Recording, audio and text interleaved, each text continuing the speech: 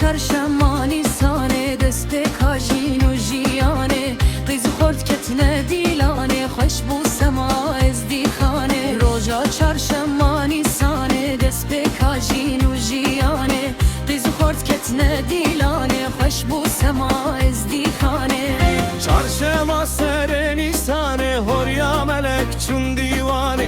qîz û xort ketine dîlanê geş bû serka ez dîxanê çarşema serê Nisanê horya melek çûn dîwanê qîz û xort ketine dîlanê geş bû serka ez dîxanê çarşamba serê Nisanê çarşamba